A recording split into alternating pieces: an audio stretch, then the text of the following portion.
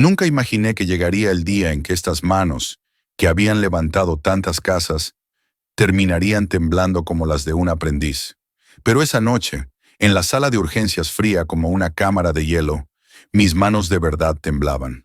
Temblaban porque Pedrito estaba hecho un ovillo, con los labios morados y el vientre duro como una piedra caliente. Temblaban porque cada bip, bip del monitor sonaba como la cuenta regresiva de su vida. Y temblaban porque entendí una verdad más cortante que un cuchillo. Ser pobre en la calle ya es duro, pero ser pobre dentro de un hospital es una humillación que duele hasta en el alma. La gente miraba al abuelo del niño como si fuera una carga, y supe que, esa noche, tendría que hacer lo que jamás pensé hacer en mi vida: suplicar, rogar y tragarme el orgullo para darle al niño un respiro más. La sala de urgencias del hospital público esa noche parecía un mercado deshecho, pero sin risas. Gritos de dolor, niños llorando, enfermeras corriendo de un lado a otro. El olor a desinfectante mezclado con el sudor de la gente humilde hacía que el aire se volviera espeso, sofocante, como estar bajo un techo de lámina al mediodía. Cargaba a Pedrito en mis brazos. Ardía en fiebre y respiraba a tirones. Un médico joven le palpó el abdomen y se puso pálido. El niño muestra señales de apendicitis perforada. Si no lo operamos ya, no pasa de esta noche. Sentí que el corazón se me caía al suelo. Asenté como sonámbulo. Opérenlo, doctor. Ahora mismo. Pero la cajera azotó la tabla de cobros contra el mostrador. Sin la firma del padre legal o sin el depósito, no hay cirugía. Son reglas del hospital. Le dije que yo era el abuelo. Ella se encogió de hombros. Entonces menos cumple el requisito. Le di la tarjeta bancaria que Carlos me había dado 3 años atrás, cuando todavía fingía querer a su padre. La muchacha pasó la tarjeta. Un tit helado sonó. Luego la pantalla se puso roja. Tarjeta reportada como robada. Reportada. Bloqueada. Ella retrocedió como si yo fuera un ladrón. ¿De dónde sacó esta tarjeta? Toda la fila volteó a verme. Esas miradas frías, sospechosas, como si yo acabara de salir de un callejón oscuro. Con manos temblorosas me quité el reloj Seiko viejo, el único regalo que María me dio antes de morir. Señorita, tome esto por mientras. Después, yo pago. La cajera lo sostuvo con 2 dedos, como si fuera una cucaracha muerta. Esto no es una casa de empeño. Quédese con su reloj. Y lo dejó frente a mí. Junto con una mirada que nunca olvidaré. La mirada que se les lanza a los inútiles. Pedrito gimió. Su cuerpecito se estremeció. Le apreté la mano y escuché cómo el monitor aceleraba. Y entendí, solo me quedaba un camino. Encontrar a Carlos. El único que podía firmar.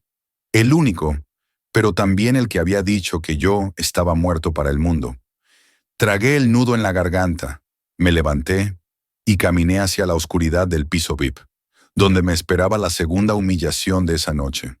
Me quedé parado en medio del pasillo del hospital, con la luz blanca de los fluorescentes cayendo sobre mí y estirando mi sombra larga y flaca, como la de un hombre al que ya se le había vaciado el alma.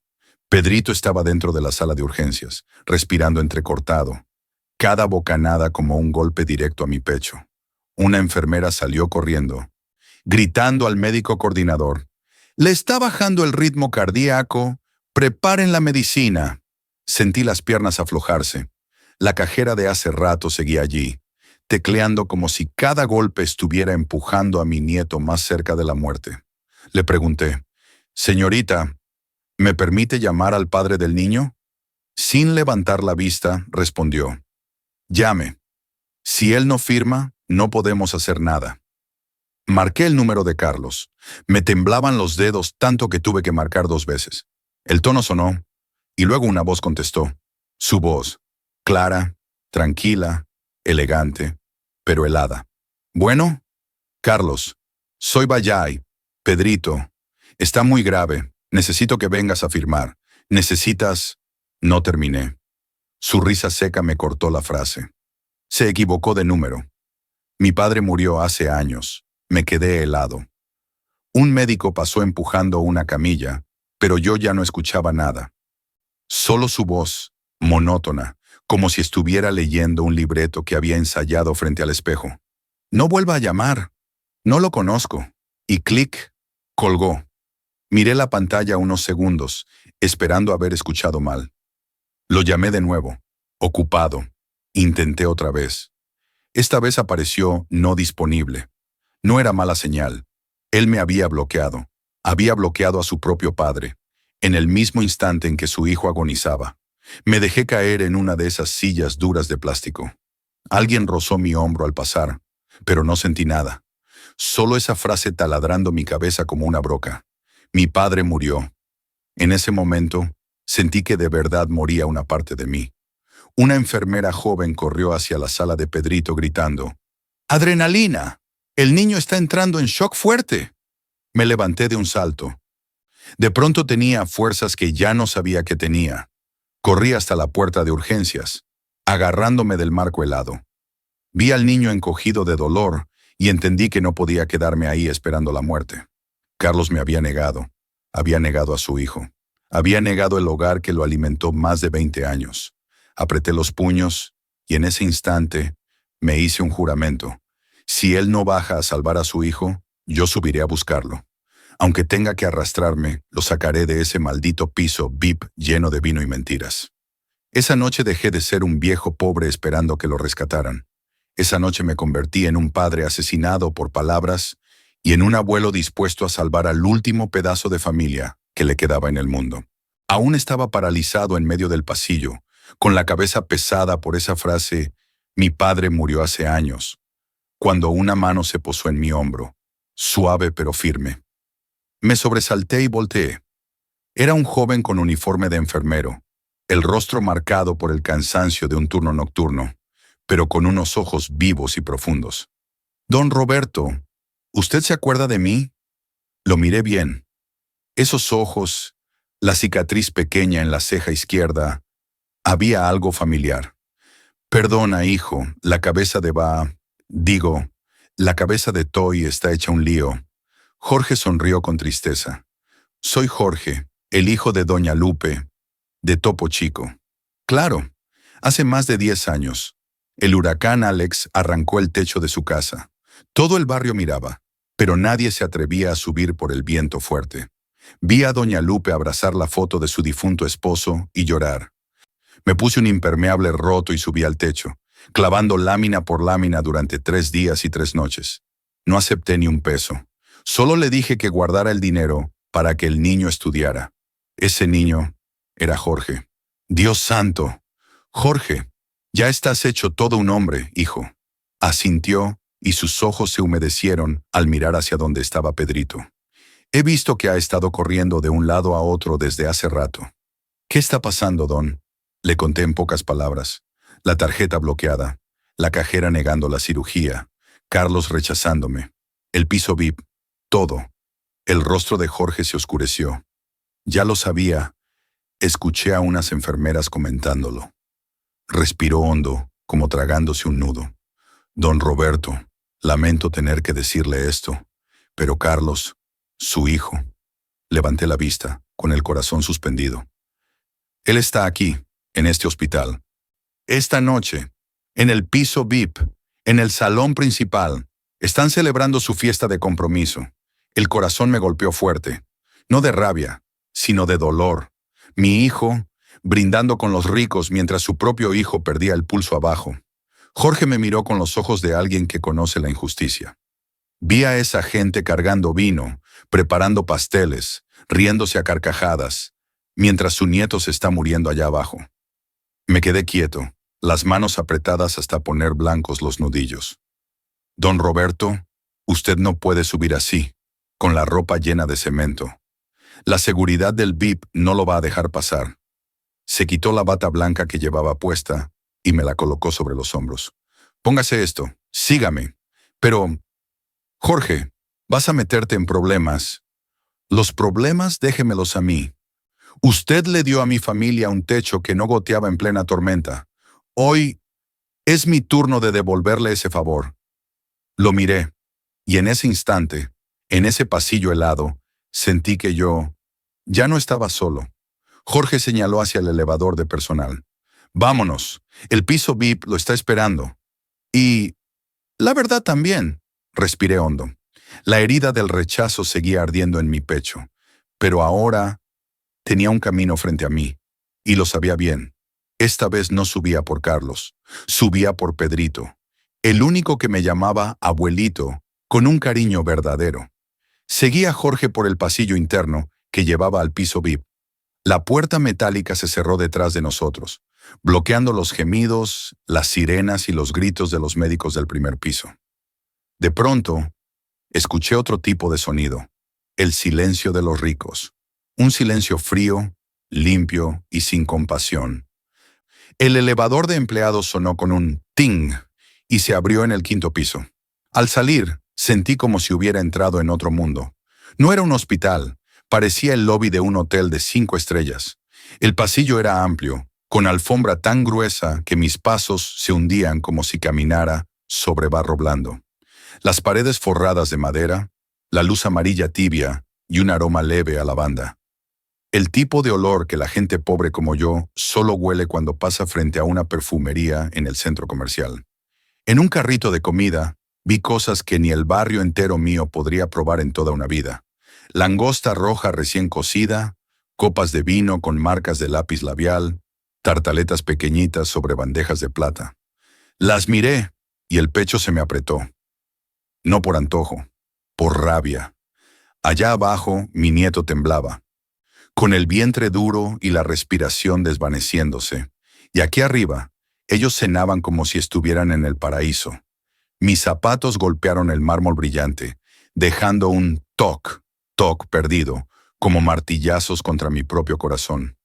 Miré mis zapatos viejos con la suela ya gastada, y luego los de un hombre que acababa de pasar. Cuero negro, recién lustrado. Él me dio una mirada rápida, no más de un segundo, pero suficiente para entender que, para él, yo era algo que ensuciaba el pasillo. Jorge puso su mano sobre mi hombro, suave pero firme. No les preste atención, don Roberto. En este piso están acostumbrados a mirar a la gente como si fuera... No terminó la frase, no hacía falta. Yo sabía lo que seguía, como si fueran basura. Respiré hondo. Un dolor sutil me atravesó el pecho. Jorge, ¿tú crees de verdad que él está aquí? Estoy seguro. Vi el nombre de Carlos Sánchez en la lista de invitados VIP. Están organizando la cena de compromiso con la hija del señor Ernesto de la Garza. Todo mi cuerpo se enfrió. Por un instante pensé que había oído mal. Mientras Pedrito estaba al borde de la muerte, Carlos brindaba con la gente rica. Jorge me acomodó la bata sobre los hombros. Don Roberto, desde aquí a la derecha está el vestíbulo principal. Pero vaya despacio. No deje que vean la ropa que trae debajo. Si lo ve la seguridad del VIP, asentí. Pero, en el fondo, ya no tenía miedo. ¿Qué más podía perder? Perdí el orgullo de un padre cuando escuché "mi padre murió". Perdí la confianza en el hospital cuando dejaron agonizar al niño por ser pobre. Lo único que me quedaba era Pedrito. Y para salvarlo, yo entraría a este maldito piso VIP. Aunque tuvieran oro hasta en el techo, yo pasaría a través de ellos. Apreté el puño. Jorge abrió la puerta de madera al final del pasillo. Risas, copas chocando, piano suave. Todo salió de golpe. Lo supe. Detrás de esa puerta me esperaba la segunda humillación de la noche. Estoy parado justo afuera de la puerta de madera brillante del salón VIP. Adentro suena un piano suave como brisa, copas de champaña chocando con un clink delicado y risas de gente que jamás ha tenido que contar monedas para comprar medicinas. Jorge me hace una seña para esperar un segundo y abre la puerta apenas un poco. Y justo entonces, escucho la voz de Carlos. No es la voz del niño que temblaba cuando tronaban los relámpagos, ni la voz del joven que una vez me pidió dinero para completar la colegiatura. Ahora habla despacio, seguro, elegante y más filoso que un cuchillo. Mi padre murió hace años. Pobrecito.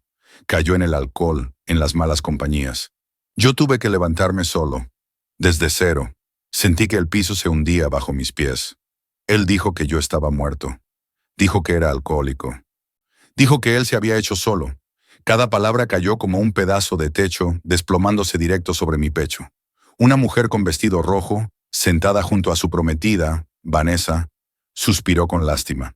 Qué historia tan triste y admirable que te hayas hecho solo, Carlos. Jorge me miró de reojo, el rostro endurecido. Don Roberto, usted no necesita escuchar más. Sin saber por qué, puse mi mano en su hombro. Déjame escuchar. Necesito saber en qué se ha convertido mi hijo. Carlos siguió hablando, con una voz tan cálida que cualquiera podría creerle. Mi padre era buen hombre al principio, pero después de que mi madre murió, se perdió. Yo tuve que cuidarlo. Yo pagué sus deudas. Yo... Vanessa le puso la mano encima, con ojos brillosos como si viera una película romántica. Eres un hijo tan noble, noble. Elogian a mi hijo por noble, mientras él destroza mi dignidad. Un hombre mayor, barrigón, con traje fino, Ernesto de la Garza, el padre de Vanessa, asintió satisfecho. Me gusta tu filosofía, muchacho. Un hombre sin lastres, sin pasado que lo frene, sin lastre, sin pasado que lo detenga, o sea, sin padre, sin familia pobre. Carlos sonrió, una sonrisa que jamás me dedicó a mí. La sangre a veces estorba. Uno debe saber cortar lo que no sirve. Todos en la sala rieron. Solo yo seguía parado afuera, como un poste quebrado en medio de una tormenta. Jorge susurró con voz temblorosa. Don Roberto, con Shinloy. Le levanté la mano, pidiéndole silencio. Quería escucharlo todo. Quería saber exactamente cuánto había vendido mi vergüenza. Carlos levantó su copa. Hoy empiezo una nueva familia. Una familia limpia. La palabra limpia me atravesó como un clavo ardiendo. ¿Significaba que yo era sucio? ¿Que yo manchaba a su familia? Sentí mis manos temblar, no por miedo, por rabia, por dolor, por los 40 años cargando ladrillos, por la casa que construí para él, por las veces que vendí mi carro, vendí mi anillo, vendí mi fuerza, todo ahora reducido a cenizas bajo esa luz dorada. Y justo cuando Carlos mostró la sonrisa más perfecta de su vida, lo supe. La segunda capa de humillación había comenzado. Y yo, el hombre al que él había declarado muerto, estaba por entrar a ese salón. No para suplicar, sino para mirar a los ojos al hijo que me había convertido en un fantasma. No sé con qué fuerza empujé aquella puerta. Quizá porque mi corazón, ya desgarrado desde la sala de urgencias, no soportaba una mentira más. El piano se detuvo de golpe, como si el músico también sintiera que algo extraño había entrado en aquella fiesta lujosa. Todos voltearon a verme. La primera mirada que encontré fue la de Carlos. Su sonrisa se congeló. La copa de champaña quedó suspendida a medio aire. Vi cómo su rostro pasaba del rojo vivo al blanco pálido en un instante. Yo estaba ahí, con la bata de Jorge sobre mi ropa de albañil, manchada de cemento seco. Mis zapatos dejaron una huella gris sobre el mármol brillante como un espejo. En una sala perfumada de fragancias caras, yo llevaba el olor del hospital pobre. Sudor, angustia, desesperación, y quizá también el olor de alguien que no pertenece a ese mundo. Vanessa frunció la nariz, llevándose la mano para taparla. ¿Y este señor? Una mujer con vestido rojo me miró de arriba abajo y murmuró. Parece un indigente. ¿Cómo entró? Yo había preparado mi espíritu para cualquier comentario cruel, pero no para lo que diría mi hijo. Carlos soltó una risa seca, torcida, falsa como una máscara rota. Ah, este es Anselmo. Me quedé atónito. ¿Anselmo? ¿Quién era Anselmo? Sí, dijo él moviendo la cabeza demasiado rápido. El jardinero de mi papá. Vi a Vanessa suspirar con alivio y a varias mujeres inclinarse para comentar con falsa compasión. Pobre hombre. Carlos llegó hasta mí, clavó sus dedos en mi brazo con tanta fuerza que dolió. Don't say anything, gruñó en inglés con los dientes apretados. Váyase. Ahora. Sentí cómo su corazón latía acelerado. No por vergüenza, sino por pánico. Pánico de perder el mundo dorado al que se estaba aferrando. Se volvió hacia los invitados, sonriendo artificialmente, como si guiara a un paciente confundido. Disculpen, el pobre tiene episodios de confusión. Piensa que es de la familia, pero no es así. El salón quedó en silencio. Luego unos murmullos. Ah, como si todo estuviera claro. Yo era un viejo que había perdido la razón. Una mujer mayor negó con la cabeza. Es tan triste cuando los ancianos pierden la cabeza. La madre de Vanessa me miró con lástima mezclada con repulsión. Huele a calle. Esa frase. Esa fue la cuchillada. No era el cemento, ni el sudor. Era el olor de mi clase social. Carlos apretó más fuerte mi brazo. Vamos afuera. Ya. Pero yo no me moví. Lo miré. Al mismo hijo que una vez cargué en los hombros cuando le daban miedo los truenos. Mi voz salió ronca, pero firme, sin temblar. No soy el jardinero. No estoy confundido. Soy tu padre. Toda la sala contuvo el aliento. Los ojos de Carlos se abrieron como si viera un fantasma, ya no pálido, sino realmente aterrado. Él no sabía que este era apenas el comienzo de perderlo todo. Carlos me apretó el brazo con tanta fuerza que sus dedos se hundieron en mi piel como garras. Sonreía forzado frente a los invitados, con palabras suaves en la boca, pero con la mano dura como acero. Disculpen, lo llevo afuera. A veces tiene episodios, ya saben. Algunos asintieron con lástima. Vanessa se hizo a un lado, como si evitara a un animal mojado, y Ernesto de la Garza frunció el ceño, mirándome como a un intruso de clase baja. Carlos me jaló fuera del salón, caminando rápido, como tratando de sacarme de la vista de quienes quería impresionar.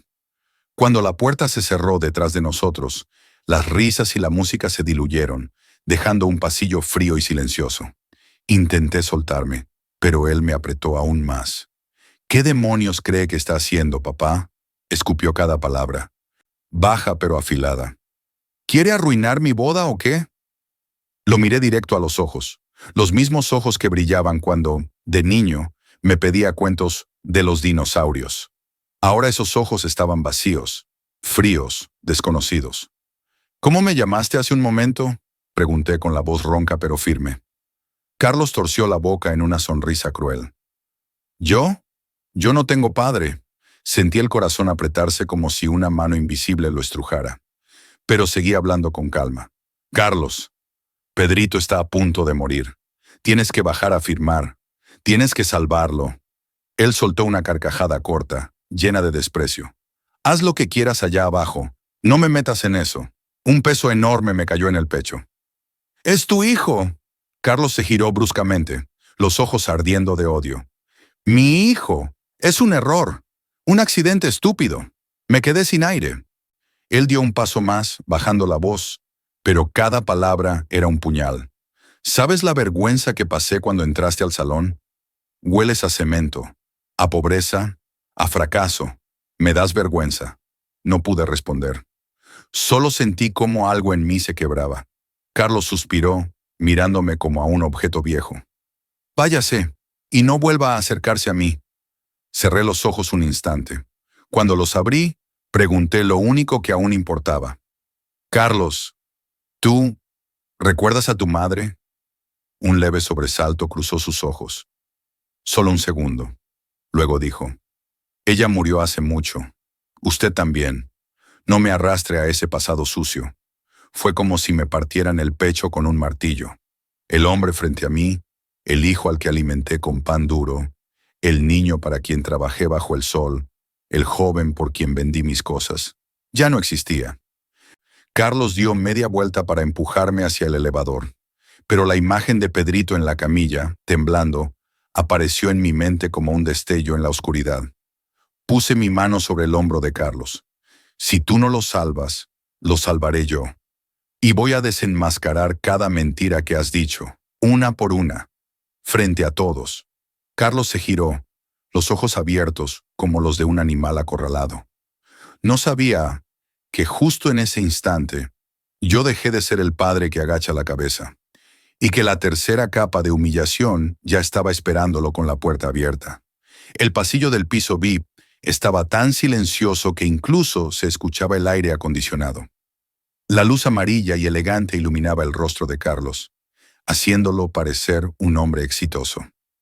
Pero sus ojos, los mismos que temían a los truenos cuando era niño y se escondía en mi pecho, ahora estaban tan fríos que me pregunté si ese seguía siendo mi hijo. Carlos miró a su alrededor para asegurarse de que nadie lo viera y me apretó la muñeca con tanta fuerza que escuché un pequeño crack. ¿Sabe lo que acaba de hacer? ¿Quiere arruinarme la vida? Gruñí entre dientes. Tu vida es Pedrito, que se está muriendo allá abajo. Él entrecerró los ojos con una media sonrisa llena de desprecio. No vuelva a mencionar ese nombre. Si fue un error, que se muera. Sentí que el mundo se ladeaba. ¿Es tu hijo? No, me interrumpió. Fue un accidente con una mujer estúpida. Ya pagué para que se callaran. Usted debería hacer lo mismo. Las palabras me cortaron el aire. ¿Qué estás diciendo, Carlos? Él soltó una risa sin calor. Papá, usted debería saber cuál es su lugar. Un albañil, con manos siempre agrietadas, llenas de cemento, con aliento a pobreza. Usted no pertenece a este mundo. Y me da vergüenza. Se acercó más, levantando la muñeca para mostrar su Rolex dorado, que brilló como una bofetada. Un reloj mío. Vale más que toda su vida rompiéndose la espalda en obras. Miré mis manos, las cicatrices, los callos, las grietas quemadas por el sol, las manos que lo cargaron, que construyeron su casa, que le dieron comida cuando tenía fiebre. Mis manos temblaron, no de miedo, sino porque sentí mi corazón quebrarse. Respiré hondo. Carlos, no quiero tu dinero. Quiero que Pedrito viva. Él suspiró como si yo fuera un fastidio. ¿No entiende? Ya subí de nivel. No puedo seguir arrastrando mi pasado apestoso. Ese pasado es tu familia. Carlos soltó una carcajada dura. ¿Familia? Mi familia está en ese salón. Los que me sacaron del fondo de la pobreza. ¿Usted? Usted solo es... No terminó la frase, porque en ese momento mi teléfono vibró. Mensaje de Jorge. Código azul. Pedrito en un team.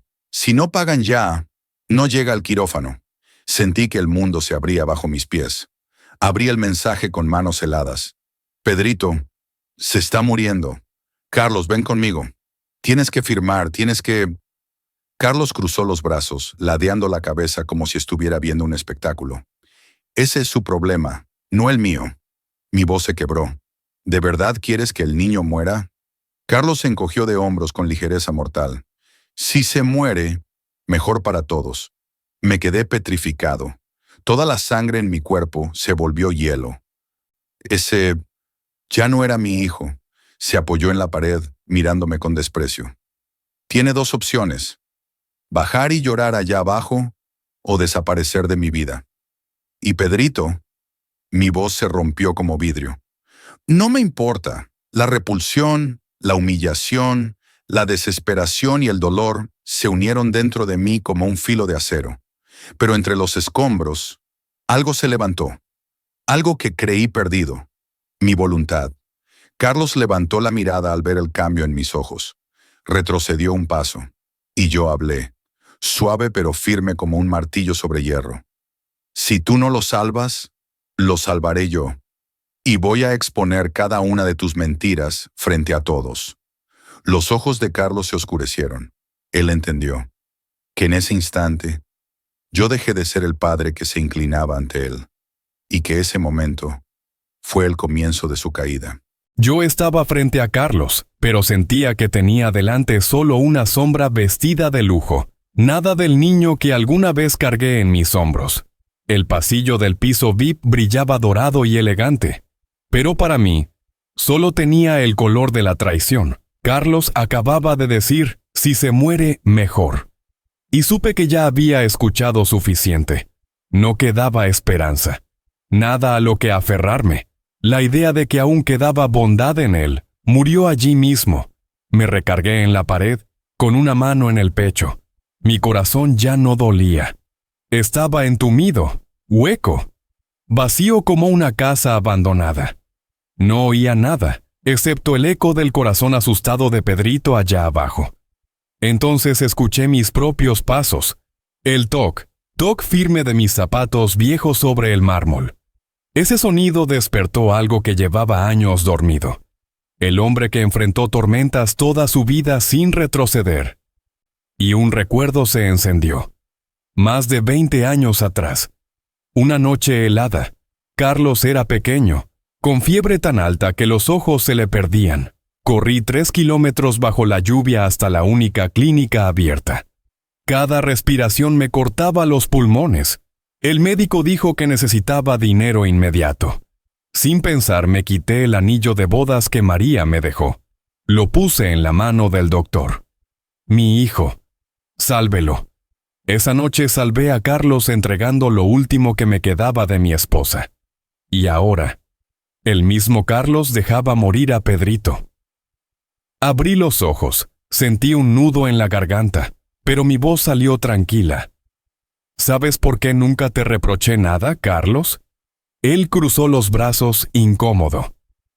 Porque pensé que en el fondo aún quedaba algo del niño que fuiste. Carlos rió con frialdad. Ese niño murió hace mucho. Asentí. Sí. Murió junto con tu conciencia. Carlos se sobresaltó no por las palabras, sino por mi tono. Ya no suplicaba, no hablaba como un padre, hablaba como un hombre acorralado que se levanta por su nieto. Tomé mi teléfono. La mano ya no temblaba. «¿Aló? ¿Felipe?» Del otro lado se oyó voz ronca, mezcla de cigarro y alcohol. «¿Roberto? ¿Qué horas son para llamar, viejo?» Carlos vendió la casa. No existe la herencia de María. No hay papeles. Es un delito. Felipe guardó silencio 3 segundos. Fraude patrimonial. Evasión de sucesión. Venta ilegal. Es cárcel directa. Correcto. ¿Dónde estás? En el piso VIP, con el hombre que ya no es mi hijo. Escuché cómo se levantaba. Voy para allá. Con Pancho y la patrulla. 10 minutos. Colgué. Carlos estaba pálido. ¿Qué acaba de hacer? Lo miré directo a los ojos. Acabo de dejar de ser la víctima. Desde ahora, contraataco. Carlos retrocedió un paso. Avancé sin gritar, sin amenazar, solo con convicción.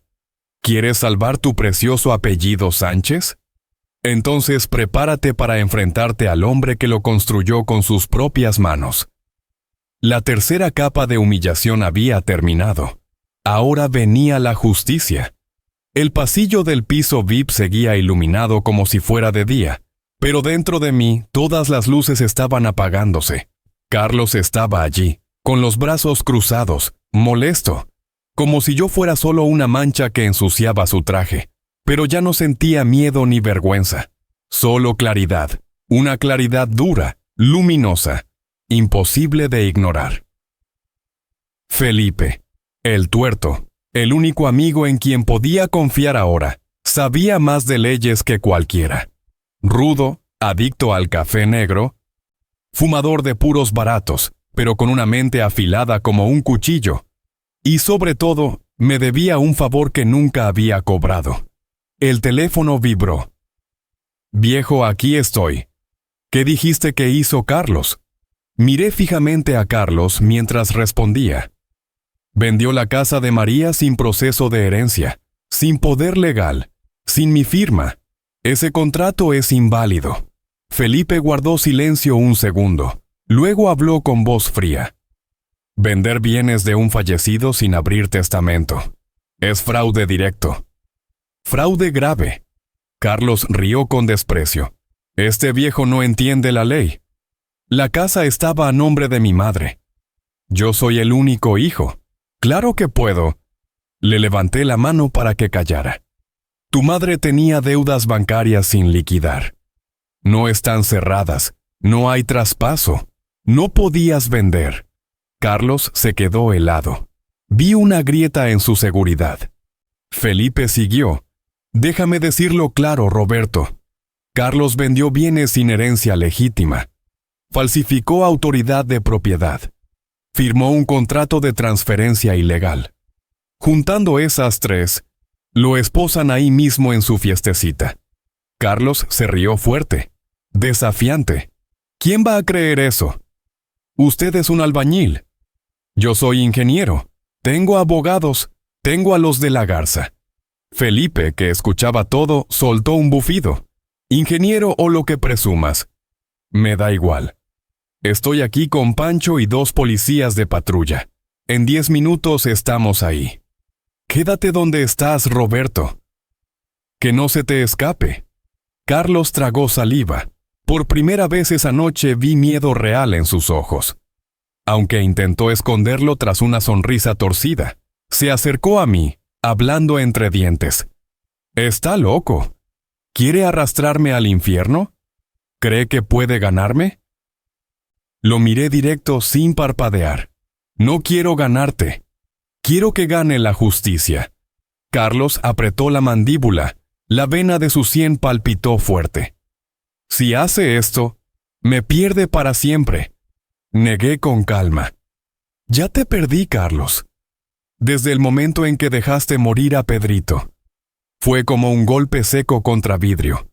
Sus hombros se hundieron apenas un instante, pero volvió a erguirse lleno de rabia.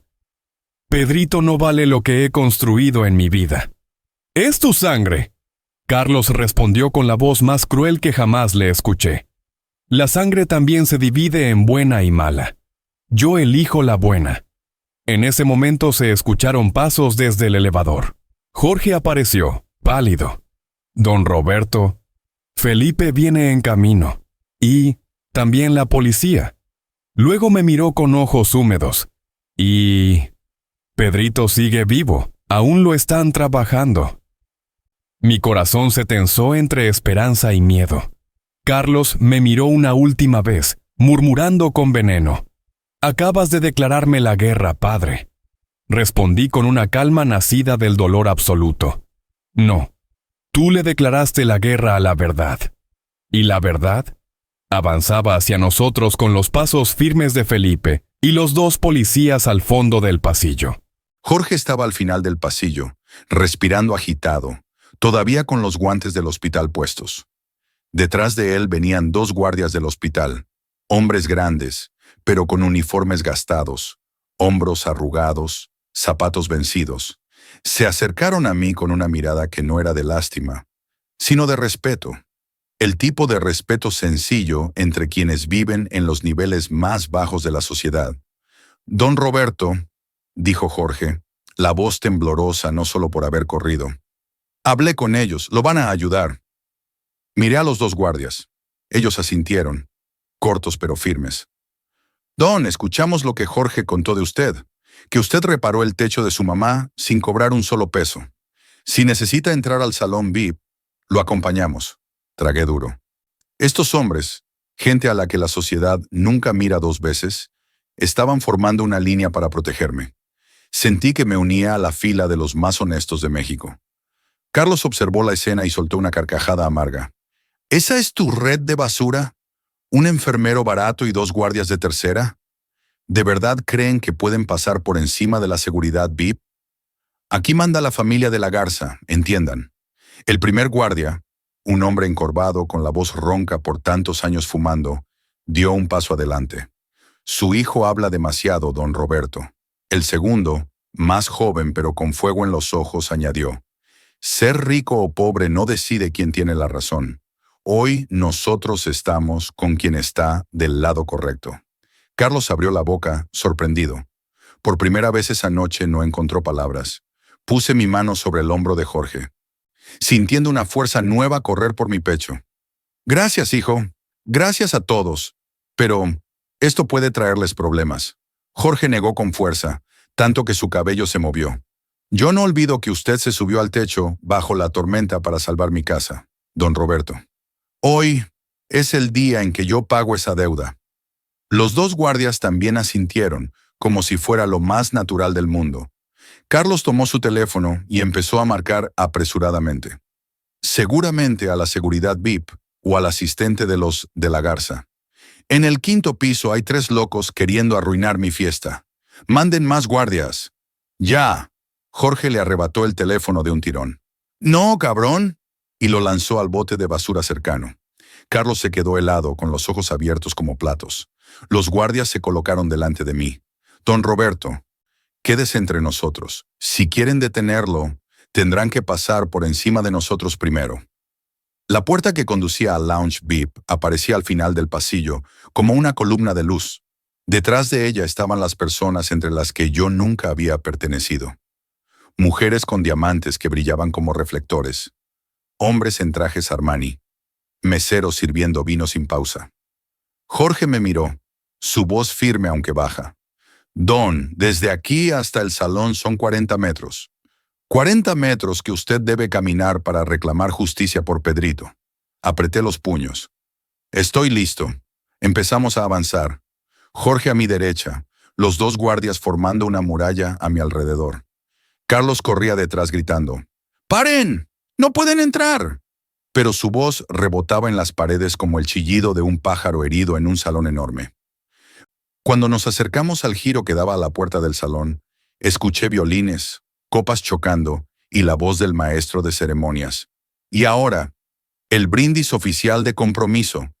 Carlos gritó desde atrás, desesperado. Si entras ahí, te juro, tu vida se acaba. Me giré, lo miré largo, muy largo. Mi vida se acabó cuando dijiste que Pedrito no valía la pena salvar. Ahora, yo vivo por él. Jorge puso la mano sobre la manija. Don Roberto, ¿quiere que abramos? Asentí. Mi voz salió grave, lenta, pero tan firme como una piedra. ¡Ábranla! La pesada puerta estaba a punto de abrirse, y del otro lado estaba el colapso absoluto del mundo que Carlos había construido con mentiras. La puerta del lounge VIP apenas se había abierto un poco cuando se escucharon pasos apresurados. 3 guardias VIP aparecieron al fondo del pasillo, con trajes negros, auriculares en la oreja y esa expresión fría de quienes ya están acostumbrados a empujar a los pobres hacia la salida por costumbre, no por deber. ¡Alto ahí!, dijo el que iba al frente, levantando la mano. Esta zona es solo para invitados. Pacientes y personal de bajo nivel no pueden pasar. Bajo nivel. Una palabra suave como seda, pero que cortaba como un cuchillo. Jorge se atragantó. Los 2 guardias del hospital apretaron los puños, pero yo seguí quieto. No por miedo, sino porque quería ver cuántas capas de humillación más creía mi hijo que podía usar para cubrir su rostro. Carlos se lanzó hacia adelante, respirando entrecortado por el pánico. ¡Deténganlos! ¡No los dejen entrar! ¡Saquen a ese viejo al primer piso! Uno de los guardias VIP me escaneó de arriba abajo y frunció los labios. Él parece salido del drenaje. El grupo VIP soltó risas bajas. Jorge me agarró del hombro, como temiendo que me derrumbara, pero yo negué. No tengas miedo, Jorge. No voy a bajar. El segundo guardia VIP avanzó y me señaló el pecho a través de Jorge. Tú llevas uniforme de hospital. Haz tu trabajo. Llévate al viejo abajo. Jorge le apartó la mano de un golpe. Él no es basura para que ustedes lo echen. Él salvó la vida de mi madre. El guardia VIP soltó una risita. ¿La basura ahora sabe defenderse? El guardia del hospital más viejo dio un paso firme, con su voz ronca pero sólida. Si él es basura, entonces yo también lo soy. Y esta basura no dejará que toquen a don Roberto. Carlos gritó descontrolado. ¡Háganlo! ¡Sáquenlos a todos de aquí! El tercer guardia VIP asintió y avanzó. En el momento en que su mano estaba por agarrarme del hombro, Jorge saltó enfrente. ¡Con él no! El guardia lo empujó tan fuerte que Jorge chocó contra la pared. Los 2 guardias del hospital corrieron hacia adelante. El primer golpe cayó, directo sobre la corbata del guardia VIP, con un sonido seco como martillo contra madera, y desde ese instante, la tensión se convirtió en una batalla entre 2 mundos. Los guardias VIP, rápidos, fuertes, acostumbrados a dominar. Los guardias del hospital, más lentos, más pobres, pero peleando como si fuera la única oportunidad de demostrar que no eran inferiores. Carlos chillaba en medio del caos. ¡Llévenselo! ¡Sáquenlo de aquí! Pero los 3 guardias del hospital se cerraron a mi alrededor como un escudo humano. Jorge se levantó, sangrando por la nariz pero con fuego en los ojos. «Don Roberto, corra, yo los detengo». «No», respondí, firme como acero. «Ya no corro más. Di un paso adelante. Un guardia VIP estaba a punto de sujetar a Jorge cuando una voz retumbó desde el elevador. ¡Policía! ¡Suéltenlos! Todos se detuvieron. Felipe apareció primero. Camisa arrugada, un parche cubriéndole un ojo, el olor a puro colgándole del aliento. Detrás de él venían dos policías y Pancho, el guardia joven, agitando unas esposas como advertencia. Felipe gritó al guardia VIP. «Si lo tocas otra vez, demando a este hospital hasta que lo cierren.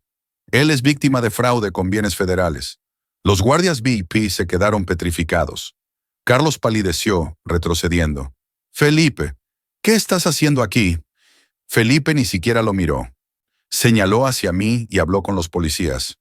«Él es el denunciante, y ese de ahí es el delincuente».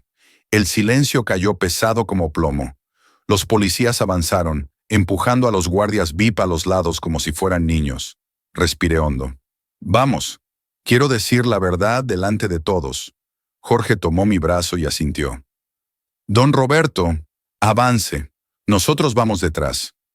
La puerta del salón estaba a solo unos pasos, y supe que, al abrirse, una nueva vida empezaría para nosotros dos, pero solo uno de nosotros seguiría de pie para cruzarla.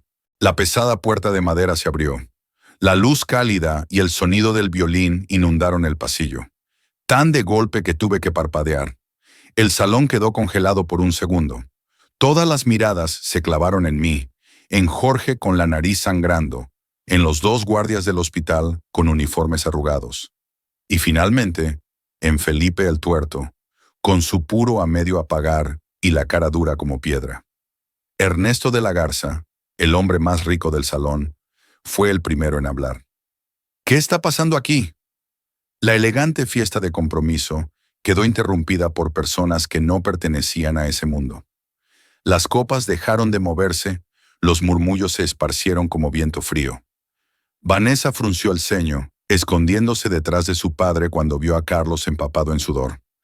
Carlos intentó recomponerse, señalándome desesperado. Él está loco. Quiere arruinar todo. Échenlos. ¡Todos!». Felipe avanzó, lanzó una carpeta de documentos sobre la mesa de cristal. «Tú podrás echar a quien quieras, pero las leyes no se mueven por tus caprichos, muchachito». El murmullo creció. La cara de Carlos perdió color. «¡Miente! Mi padre murió hace años». Felipe soltó una carcajada seca. «¿Muerto? Entonces, ¿quién diablos me llamó hace un rato con la voz de alguien que sí parece estar muriéndose?» Levantó la carpeta, proyectando su voz para que todos escucharan. «Carlos Sánchez vendió bienes de una persona fallecida sin proceso de herencia. Usó documentos inválidos, firmó contratos ilegales y abandonó a su propio hijo en urgencias, al borde de la muerte». El salón estalló. Vanessa se tapó la boca. «¿Qué? ¿Dejó morir a su hijo?». Carlos gritó. «No, yo no sabía». Felipe agitó la mano, como espantando una mosca. «No sabías porque estabas muy ocupado brindando para impresionar al suegro». Vanessa tembló. «Carlos, ¿es cierto que tienes un hijo?». Carlos tartamudeó. Es complicado». Ernesto se levantó de golpe, el rostro rojo, las manos temblando de rabia. «Eres un mentiroso». Bofetada. El golpe resonó en todo el salón como un trueno. Carlos tambaleó, aferrándose a la mesa, los ojos abiertos de horror. «Don Ernesto, yo puedo explicar». «No me llames don. Me dijiste que tus padres estaban muertos, que no tenías pasado, que no tenías familia». Se volvió hacia mí, y por primera vez esa noche, me miró como a un ser humano. «Señor, lo siento. No sabía». Solo pude asentir. La garganta se me cerró. Jorge me hizo una señal. «Don Roberto, ora, ¿es el momento?». Entendí. Era hora de que la verdad hablara. No con mi voz, sino con pruebas. Jorge sacó un altavoz Bluetooth del bolsillo. Todos lo miraron como si estuviera loco. Carlos abrió los ojos desorbitado. «Jorge, no». Jorge presionó el botón, y la voz de Carlos llenó el salón, clara como si estuviera hablando allí mismo. «El niño fue un error. Si se muere mejor. Yo no tengo padre. Él está muerto». Nadie se movió. Ninguna copa tintineó. Incluso la música se apagó. Vanessa retrocedió, lágrimas acumulándose. Ernesto apretó los puños hasta ponerse blanco. La madre de Vanessa murmuró: «¡Dios mío! ¡Qué monstruo!». Carlos gritó, corriendo hacia Jorge: «¿Grabaste eso?». Los guardias del hospital lo detuvieron. Felipe señaló el altavoz, su voz filosa: «Eso es evidencia directa de abandono infantil en situación de riesgo vital. Y ese delito te mete en la cárcel». Los policías avanzaron, con las manos ya sobre las esposas. Carlos miró a todos, sin encontrar un solo aliado. «Vanessa, amor, déjame explicarte». Vanessa se quitó el anillo y se lo lanzó a la cara. «¡Cobarde! ¡Desgraciado!». Carlos cayó de rodillas, solo, roto, expuesto. Yo lo miré. Mi corazón se sintió pesado, pero también más liviano que en muchos años, porque un padre que fue negado toda su vida estaba viendo cómo la verdad finalmente hacía justicia. Los policías se acercaron. «Carlos Sánchez está detenido». Cerré los ojos.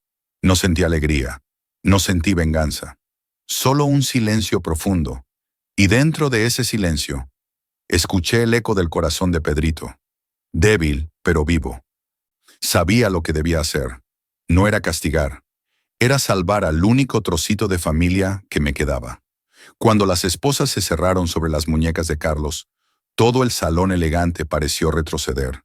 Las luces doradas, antes cálidas, ahora se veían frías como las de una sala de juicio. Carlos forcejeaba, con los ojos rojos de furia, gritando: «¡Suéltenme! ¡Soy inocente! ¡Es una trampa!». Pero nadie le creía ya. Cada palabra que pronunciaba quedaba desnuda ante la luz de la verdad. Felipe avanzó, apoyó ambas manos sobre la mesa y acercó su rostro al de Carlos. «Cometiste un delito y vas a pagarlo, muchachito. Tu precio empieza esta noche». Carlos rugió con desesperación: «Viejo, di algo. Tú eres mi padre». El salón entero contuvo el aliento. Yo lo miré sin rabia ni ternura, solo con la firmeza de alguien cuya desesperación se volvió decisión. «Soy tu padre, pero tú me enterraste con tu propia boca». Carlos quedó paralizado. Los policías lo levantaron. Él intentó aferrarse a mesas, sillas, cualquier cosa que pudiera mantenerlo dentro del mundo rico que había construido con engaños. Pero todo se le escapaba. Vanessa estaba en un rincón, temblando. Cuando Carlos la miró, suplicando: «Amor, no me dejes». Ella se quitó el anillo de compromiso y se lo lanzó a la cara con fuerza. «No voy a casarme con un hombre sin alma». Luego se giró y rompió a llorar sobre el hombro de su madre. Carlos fue arrastrado, tambaleante. La policía abrió paso entre los invitados. Justo antes de cruzar la puerta, él me miró con una mezcla de odio y pánico. «Viejo desgraciado, esto no se queda así». La puerta se cerró. Su voz se apagó como si nunca hubiera existido. El salón quedó en silencio absoluto. Nadie brindaba. Nadie conversaba. Las luces y decoraciones parecían avergonzadas de haber sido testigos de tantas mentiras. Ernesto se acercó a mí, no como un millonario, sino como un padre horrorizado. «Señor Roberto, lo lamento de verdad. Ese muchacho es un desastre». Asenté levemente, con la voz rota. «No es culpa suya. Él ya se había perdido hace tiempo». Ernesto vio la sangre seca en el rostro de Jorge. Respiró hondo, tomando una decisión. Regresó a la mesa, sacó su chequera, escribió un número y arrancó la hoja. Volvió hacia mí. «Esto no es limosna. Es dinero para salvar una vida». Me quedé helado. «Pero señor, no puedo aceptar». «Sí puede y debe». Luego añadió: «Grave. Un niño no debe pagar por los pecados de su padre». Miré el cheque. 100,000 pesos. Suficientes para la cirugía. Suficientes para darle una oportunidad real a Pedrito. Sentí que las piernas me fallaban. Jorge me sostuvo de inmediato. «Jorge, Pedrito, ahora tiene una oportunidad». Él asintió una y otra vez, con los labios temblando. «Don Roberto, vámonos. Tenemos que bajar ya». Felipe se acercó, apoyó una mano firme sobre mi hombro. «Yo me encargo de toda la parte legal. Tú encárgate de salvar al niño. Lo de Carlos Déjalo a la policía y a mí. Apreté el cheque en mi mano. Un papel delgado, pero que pesaba como la vida entera de mi nieto. Miré hacia la salida. Respiré hondo. «Jorge, llévame a urgencias. ¡Rápido!». Jorge corrió abriendo camino.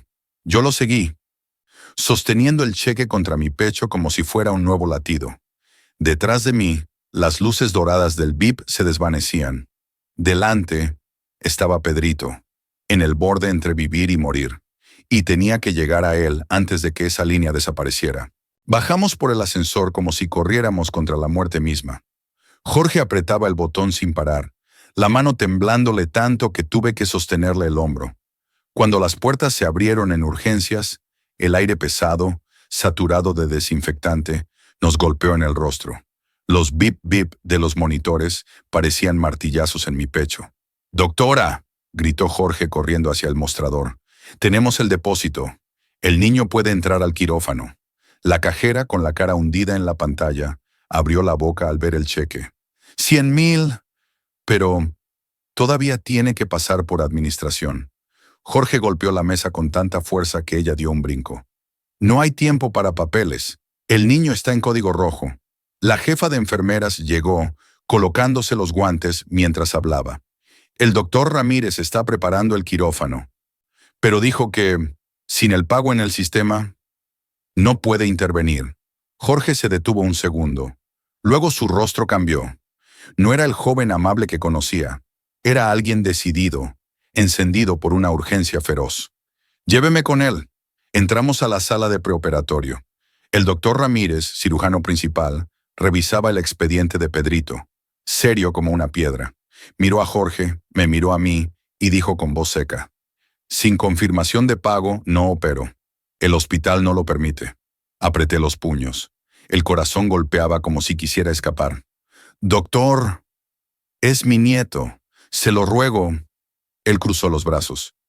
«Lo siento. Las reglas son las reglas». Jorge dio un paso adelante, tan cerca que casi podía sentir su respiración.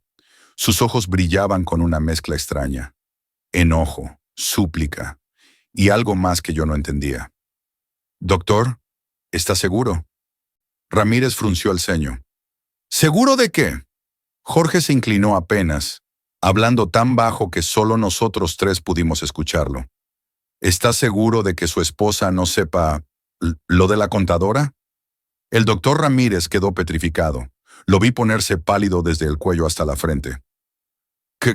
¿Qué dices, Jorge?». Jorge habló despacio, cada palabra cayendo como una piedra. «Salve al niño, doctor. O la contadora tendrá mucho que decir». Silencio absoluto. 3 segundos que parecieron eternos. Finalmente, Ramírez suspiró, se quitó las gafas y murmuró: «Prepárenlo para cirugía». Casi me derrumbé por el alivio. Jorge exhaló de golpe y retrocedió hacia mí. «Perdón, don Roberto. No quería usar ese recurso, pero el niño debía ser salvado ya». Le puse una mano en el hombro. No había reproche. No había preguntas. En las trincheras de un hospital pobre, a veces la vida se compra con verdades que nadie quiere decir en voz alta. Pedrito fue empujado hacia la sala de operaciones. Su cuerpecito yacía sobre la camilla de acero, conectado a suero, tan frágil que parecía romperse con el aire. Lo acompañé hasta la puerta, mirando por el pequeño vidrio redondo. El doctor Ramírez se lavaba las manos, se colocaba los guantes y hacía una señal para encender la lámpara quirúrgica. La luz blanca cayó sobre el rostro minúsculo de Pedrito como una oración. Una enfermera murmuró: «Es una cirugía difícil, pero si entró a tiempo, tiene esperanza». Apoyé la mano en el vidrio, como queriendo tocarlo a través del cristal. «Mi hijito, aguanta». Jorge se puso a mi lado. «Don Roberto, ahora solo espero. Ahora solo toca esperar». Me senté en la banca frente a la puerta, las manos entrelazadas, el corazón suspendido.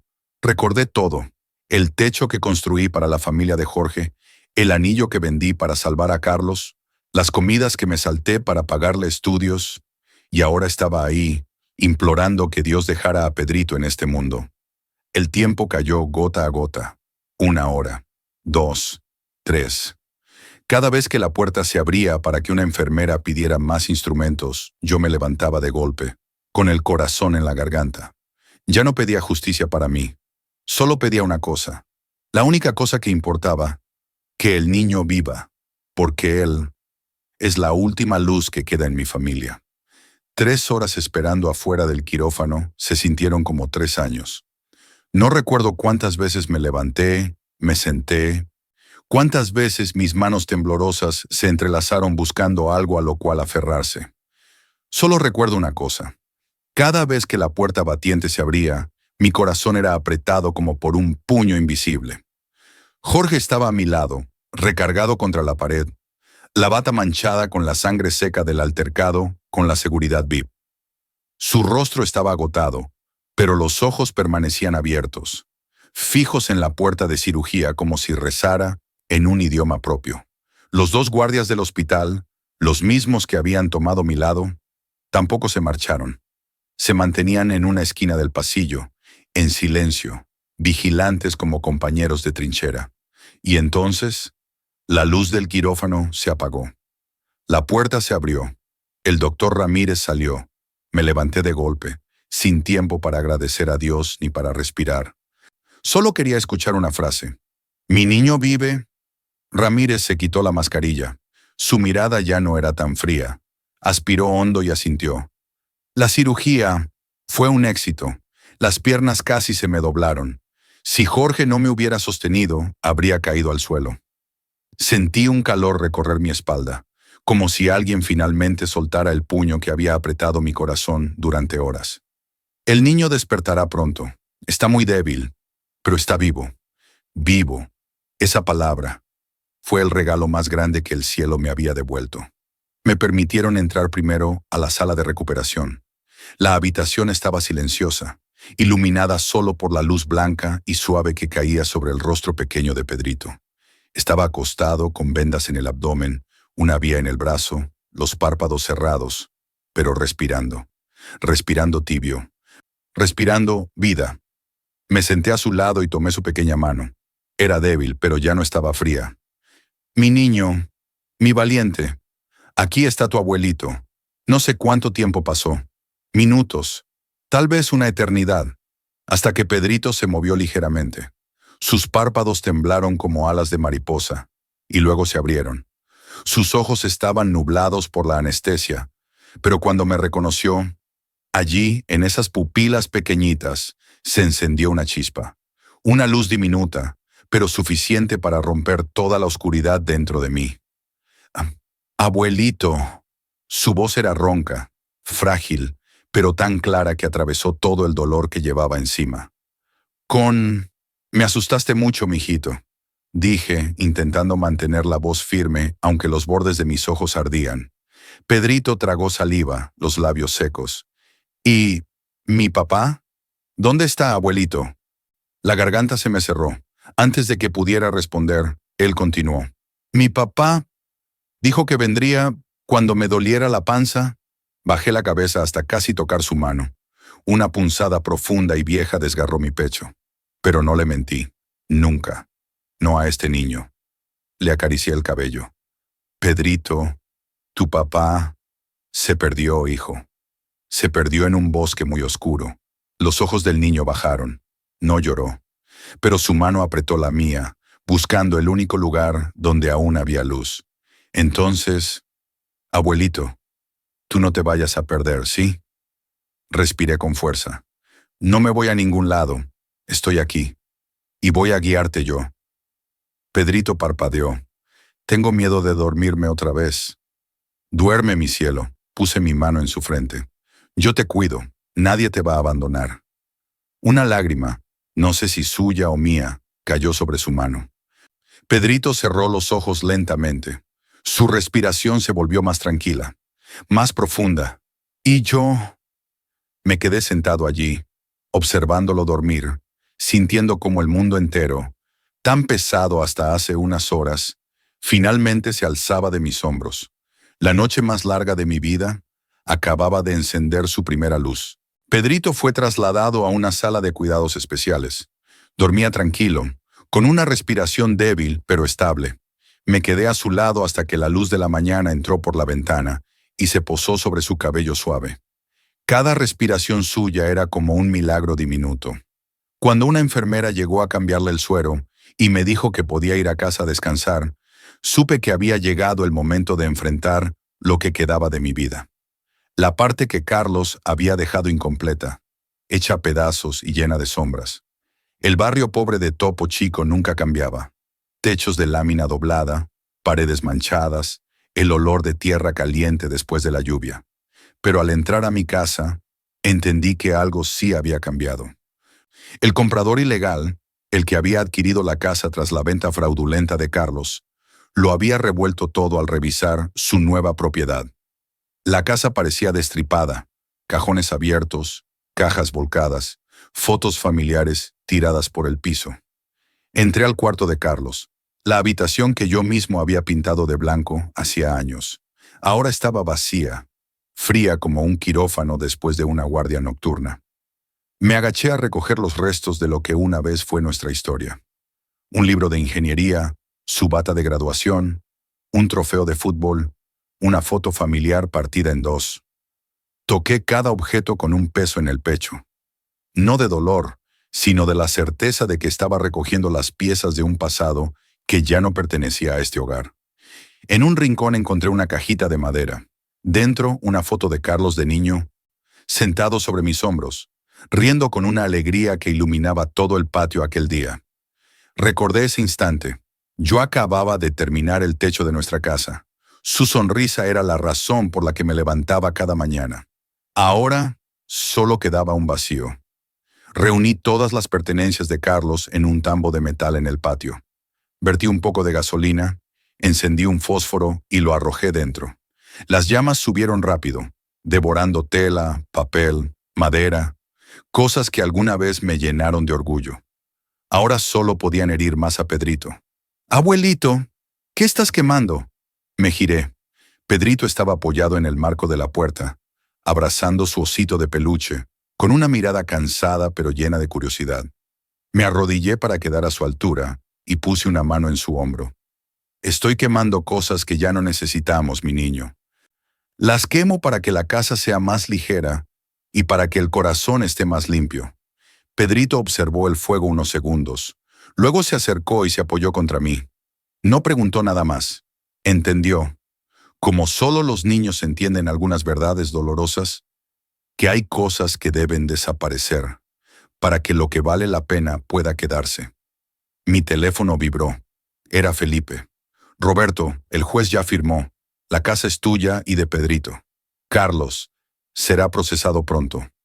Miré las llamas disminuir, las brasas elevándose hacia el cielo. No sentí odio, no sentí rencor, solo ligereza, como si por primera vez en mi vida entrara aire nuevo. Pedrito se acercó, tomó mi mano con sus deditos tibios.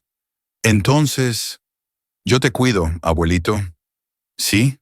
Sonreí, una sonrisa suave, verdadera.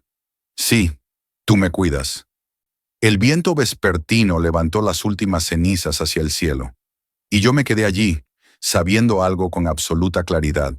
Mi familia ya no era algo que pudiera romperse por culpa de otros. Desde ese día, estaba en nuestras manos, solo en las mías y en las de Pedrito. Los dos, solos, pero con un futuro completamente nuevo frente a nosotros. 3 días después de que Pedrito fuera dado de alta, una llovizna ligera cayó sobre Monterrey. La lluvia limpió el callejón de tierra frente a la casa y dejó el aire más fresco. Yo estaba calentando una olla de caldo de pollo cuando escuché golpes en la puerta. El cartero estaba bajo el alero, sosteniendo un sobre arrugado, con un borde manchado de lodo. «Carta para Roberto Sánchez, del penal estatal». Lo supe al instante, no necesitaba abrirlo para entender de quién era. Pero aún así lo tomé, porque a veces uno debe mirar de frente aquello que más teme enfrentar.